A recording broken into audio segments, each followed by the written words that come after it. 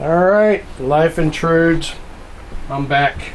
Now we've covered how Hawthorne started the accident, how he intentionally caused the short brake accident, how Macklin did his swerve and move to avoid Hawthorne, and how LeVay did not hit Macklin at all. And now, unfortunately, what we've got going on here is when Macklin's car hits LeVay's car, I mean, it's just a very odd, this is looking forward, but if you were to look down, you would see something like this right here.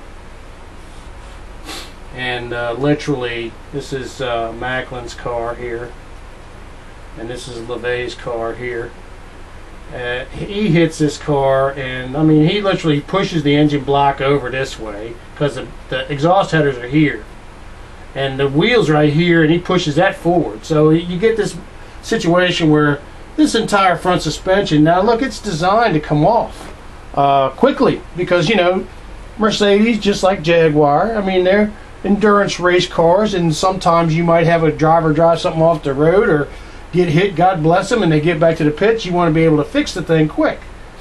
So it's a unitized assembly, but unfortunately, when this kind of impact happens, you wind up with all this stuff in LeVay's car is loose. And unfortunately, if you were to look at this from the back, I mean, you get this situation where here is Macklin's car. This is the front of Macklin's car. Okay, and you know, he's over here. I mean, his head movements are just amazing in this accident. And this wheel kicks like this, and LeVay's car takes off like a rocket. I mean, it literally, it goes up off the track like this. It's not a straight up shot, it's an arcing motion. He's getting this motion like this, okay? And unfortunately, where he's coming off the track, there's 10,000 people sitting over here. And LeVay knows it. And, you know, he's probably got people that he knows and loves that's standing in this part of the front part of the track that are watching him, because he's probably told them, look, I'm going to be racing. You can come on down and watch me. That's the best place to watch because there's a long straight stretch there. You can watch me, you know, come around here and race these guys, and the pits are right here, so that's a great place to be. Well, the car starts to fly up off the track, and I mean, literally, when this happens, now Macklin's car, as I said before, it spins around like this and it slides. Macklin's got the brakes locked and he's sliding backwards down the pit straight, and LeVay's car pops up and starts doing this number.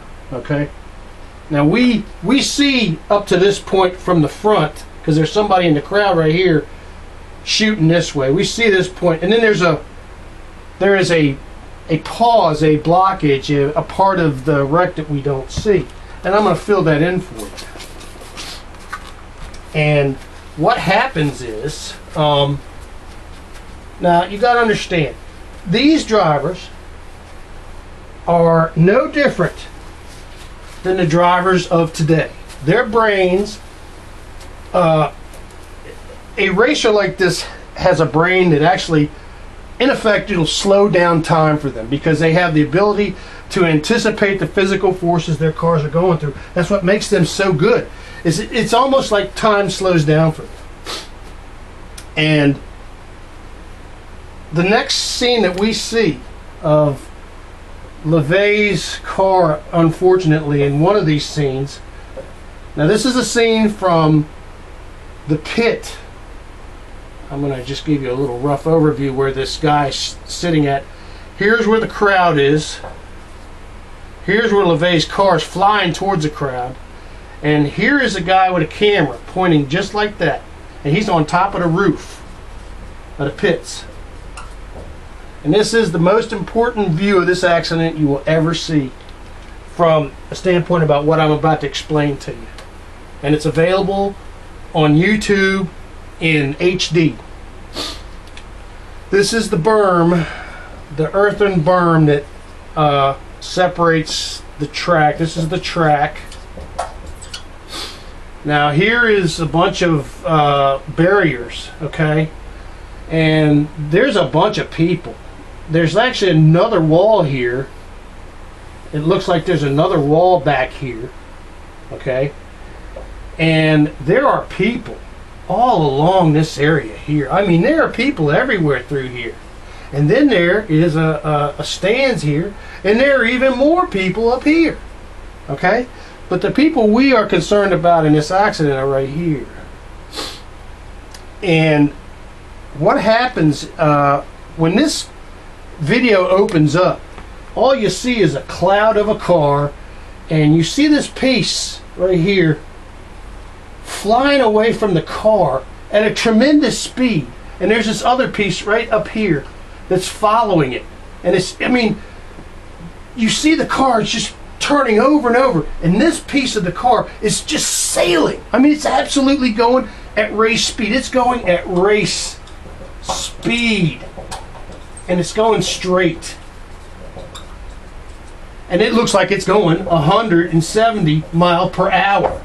It is absolutely, and it's also at least 35 feet off the ground. You know what that tells you right there? You know what that, this straight, it's at race speed. It's leaving a car that's wrecking over here. That is that loose front end of the car.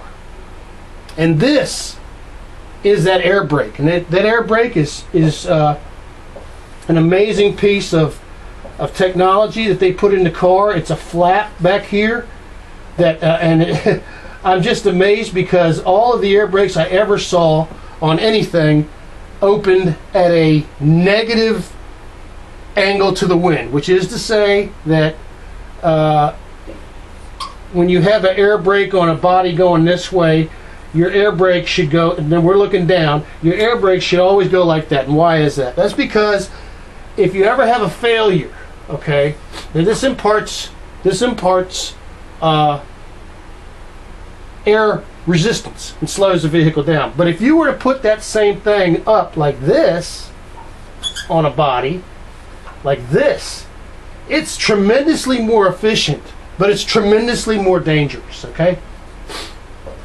Because what that would do is it'll slow the car down, but you've got to have, this thing's got to be massively strong. But Mercedes found a way to do this, and the driver sits here, and this thing would raise up and down, and they had a hydraulic ram and another return ram. The actuation ram didn't have to be that strong. It literally, you could unlock it, and the little actuation ram would just be to slow it from opening up, because when the wind came over the car, this would open up. This is the return ram. The big piston is the return ram, and what that does is it returns the flap down. But there's another thing you need to know about this, so that I don't have to hear about, well, it opened by accident. No, it didn't, because when you have a hydraulic ram like this, you also have a hinge pin on it, because what it does is the flap comes down, this flap comes down, and there is a place here where the hydraulic ram hooks. And where that hydraulic ram hooks, you have a fork. And what happens is, I'm going to give you like this. What happens is, as this comes down, this piece, as this hydraulic ram comes back in here like this piece has a ball on it right here, and that ball goes below this, and the shaft goes in here, and what it does, it goes like that, and it keeps, what that is meant to do is to keep this air brake down and locked, so when you're doing 170, 180 miles an hour, it never can come up, okay? And as long as the driver takes the handle, I would imagine the way this worked was, you pulled it back and it opened, you pushed it forward and it closed. And when you pushed it forward and you kicked it over like that, you locked it. And what that does was that locked the actuation handle like that, but it also made sure that when this came down, that locked in. There was no way this was ever going to open up in an accident or any other way. Well, this becomes very, very important to what you see in that video right there. Because what you see in that video right there is that Pierre LeVay, when that car went up in the air, he didn't have any control of the car other than save that Mercedes air brake, and he used it. And he used it at a speed that he was never supposed to use it. They probably told these guys, don't ever engage that air brake until you go from, it's a 5-speed transmission, from 4th to 3rd, because then the car is going slow enough, you could use the brakes from top speed down to 5-4, and then you come off the brakes, you hit this air brake thing, and it cools off the brakes because you don't even need the brakes. The car will slow down on its own super quick. Well, what he did was, over here, the car was coming off the track, and he used that air brake, and he got that air brake to work. Well, unfortunately for him, it was essentially, it was kind of a death sentence for him. And he knows it. He knew it. He knows it. He knew it because, I mean, you know, he knows how fast. He knew how fast he was going. He knew where the car was going, and unfortunately, when he opened this up, what that does is, when he opens this up, the entire front suspension of that car, which was already loose because Macklin's car had hit it right here and broke all these attachment plates, that front suspension just takes off, man. I mean, boom, like that. It just takes off. And what this does is, now you got to remember, the car is not flying straight towards the crowd. It's going like this, okay? And this tells you where he hit it, because it's flowing straight. It's flowing before he hit that. As soon as that video ends, where the car goes up like this, flies up, and another thing about this Mercedes was it had a smooth bottom, okay? It was a beautifully aerodynamic car for a track, but it was also a beautifully aerodynamic car to fly through the air because everything was closed. But now with this wheel popped forward and that fender flipped over like that, you got this air pocket here, and this car is doing this number. And what this tells you is how soon he hit that air brake, because he hit that air brake as soon as that car leveled off a little bit. He hit that air brake, and boom, this piece came out the front of the car, okay? When this piece tore out the front of the car, there's two double wishbone arms on the front of the suspension. They went like this, and guess what's in the middle of that? Is a inline 10-cylinder engine. And what you see here is that engine drops right down into the crowd, okay? And it starts tumbling over about 300 people. And this front suspension here, this thing starts spinning. Now this little piece of flying debris that looks like a frisbee is this air brake right here. And it takes a very weird kind of spinning motion. It sort of can't make up its mind, and suddenly, boom, it gets neutral in the air. It's going poof, poof, poof, and it gets neutral, and it starts accelerating, man. And when this spinning piece of the front end of the car hits the crowd here, the radiator is still in this piece, and that radiator, it's hitting people here. It kicks the radiator loose up here. This air brake comes along and smacks that radiator and sprays coolant all over the place, okay? Well, what you're seeing over here is when this piece comes off the car, this beautiful magnesium body they have, which is stronger, I don't know if it's stronger than steel, but there were some attributes to that car, that magnesium. It's half as light as aluminum and supposedly as strong. Well, when this came out, this body did not come off of this beautiful tubular steel frame they had, and what it did was it opened up like a parachute. I mean, it literally drove that car. It drove LeVay's car, which was flying like this, into the ground like this. And when it drove it into the ground like that, that wishbone member was like this, and it hit the ground on the wishbone member, because there's nothing in the front here now. All there is the two wishbone members and the body of the car, and it hits it on the wishbone member. The thing sort of does a walk. It walks over on the other wishbone member. It throws LeVay out, and then it does this sort of curl over and lands right here on the berm where it explodes. And I want to draw, and it was heartbreaking to see this because I mean, a lot of people died this day, but I want to draw reference to 2 people that you see. Well, I'm going to draw reference to 3 people, because when this thing turns around over here, it throws LeVay out right there. You actually see his body come out. That's where he's found. This is not LeVay here. This is one of the most terribly unlucky human beings that ever lived. He was standing here, and as the car was flying through the air, he looked up, and you see his head disappear. And when the car lands short, he stands up, and that car blows up, and it just coats him in fire. He jumps over this on fire, and he lays right here, and he's on fire. And that is so terrible. But there's so much terribleness going along through here too.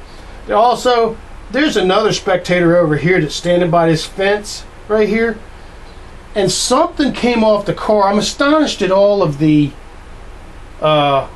debris that came off of this car, because here's the engine, here's the front end, here's the radiator, and here's all these parts, and here's this body of this car landing here, and it landed with the rear gear of the car complete in the car.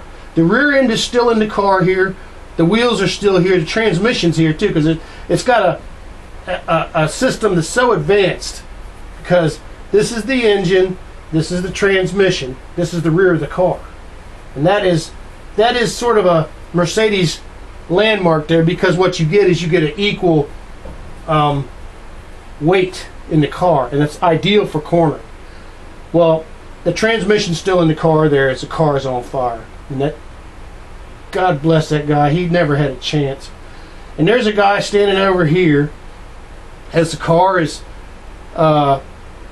falling over, and something comes out of the car. I don't know what it is, but it's on fire, and it comes towards him like this. Now he sees it, and he lays right here against the damn fence as low as he can get, and that damn piece comes and gets him, and it pushes him down the fence and rolls him over, and the last thing you see is his leg up there, and I'm pretty sure he was dead too. Just, you know, LeVay was sort of a given. He wasn't going to make it out of the crash. The spectator here, what a terrible situation. And the guy here also, and all these people here, was terrible. But I want to tell you something. Because Mercedes put that air brake in that car right here, because LeVay opened that air brake when he did, it wasn't a complete car that went over here in the crowd. Because that front end of that car flying away from this car tells you what the trajectory of this car was. That car was going to land in the middle of these people. That was 2,000 pounds of gasoline and magnesium and motor and radiator. Well, fully half of that never reached all these people here. It hit here, and it rolled over here on the berm. So it was a terrible, terrible, terrible accident. One that that Mike Hawthorne caused. And John Fitch, who was Pierre LeVay's co-driver, said that Mike Hawthorne came in the pits, excuse me, and he had exactly the right response. He was absolutely horrified at what he had caused. And he never said what he did, but he said, "Oh my God, I'm responsible, I'm responsible, I'm responsible." That's what John Fitch said. He said, that's what he said. Mike Hawthorne said to several people. And this was right after he came in after the accident. He said, but what he said was kind of telling, because what Hawthorne says is, he says, Hawthorne, "My career as a driver is over." Now,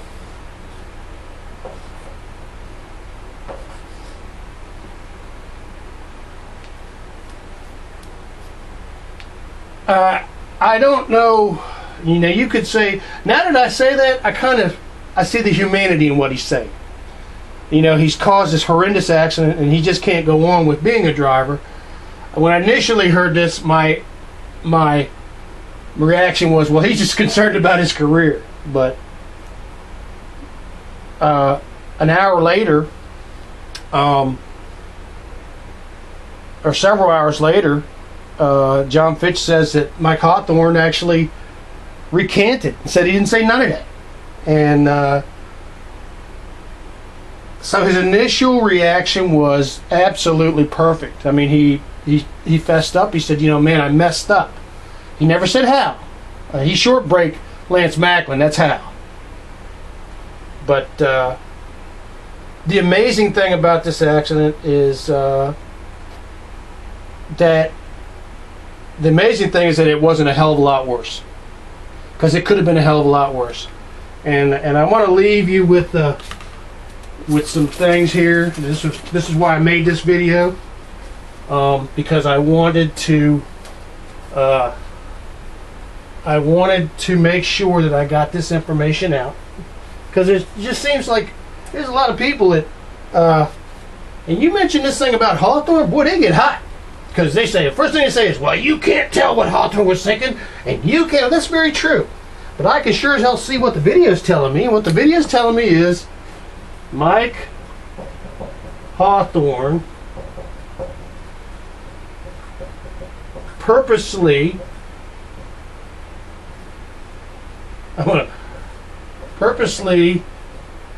short braked Lance Macklin. He did that shit on purpose, dude. That was done on purpose.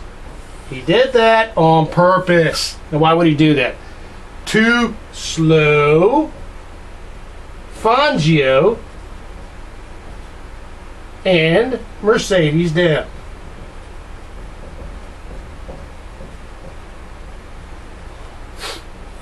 Okay. And as I've been investigating this, I've found that a lot of people in the racing fraternity of a certain country despise Pierre Levay. They just don't like him. They thought he was a grandstander, and they just didn't like him. So they've gone out of their way to say bad things about him. But Pierre Levay never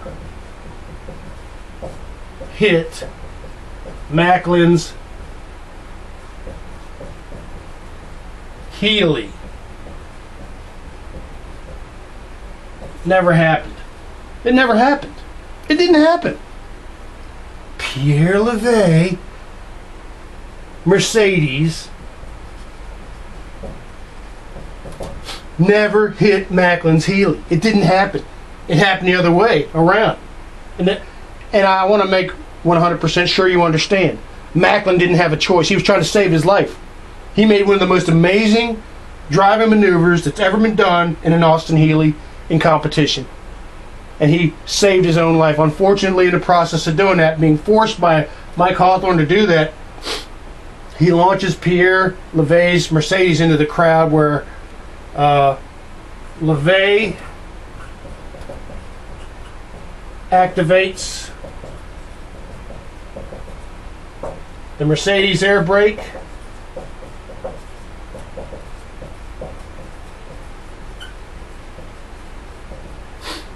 and saves thousands of lives.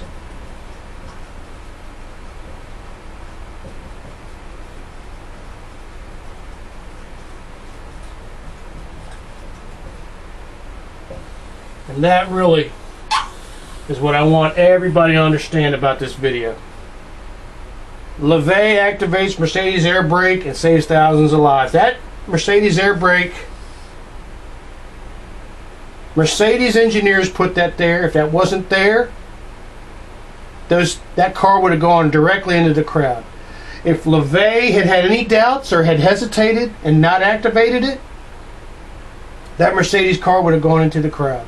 Thanks to Mercedes and thanks to Levay, that car fell to pieces. And fully half the weight and the most viciously devastating part of that car, the magnesium body, did not go directly into the crowd. So these are the things I want you to understand right here. But most importantly, I want you to understand this right here. You know, I won't get into the fact that certainly I believe that a lot more people than was publicly disclosed died in the accident. I think that's a commonly known fact, that we don't know how many people died. We don't know how many people were injured. Certainly it was more than 80 that died. Certainly it was more than 120 that was injured. There were thousands of people sitting underneath where that car, when that motor comes out, it literally rolls over 300 people. The motor alone. But it wasn't something that LeVay or Mercedes had anything that they could do about, because this is a race. And you don't go slowing down when you see an opening that is a competition opening. You try to drive through it and you try to strategize your car, because that's how you win. But when the car came off the track, LeVay activates the Mercedes air brake. The car, which was already damaged by Macklin's Healy, I mean, the front end of that car was totally disassembled as far as attachment devices as it flew up in the air from this amazing, this hit that Mac, if you're looking down from it, this hit that Macklin's car does on LeVay's car, it's an amazing hit. It's one of those things where you look at it and you go, wow. You know, because LeVay he's almost past Macklin. He's going to miss him, but Macklin, unfortunately, there was too much kinetic energy in that car, and it was just never meant to make that maneuver. So this is what I wanted to get over to you. It's a terrible accident, and I just wanted to make sure that you, now I'm not the end all be all of this, and people are gonna, I'm gonna leave the comment section open, and they're gonna skewer me for this statement right here, because I've already had it happen, and that's fine. But this is what I see on that video.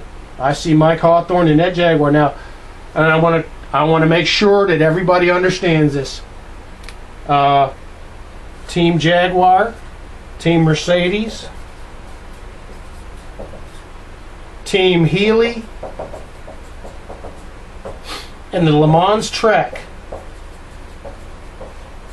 owners, none of them ever wanted this to happen.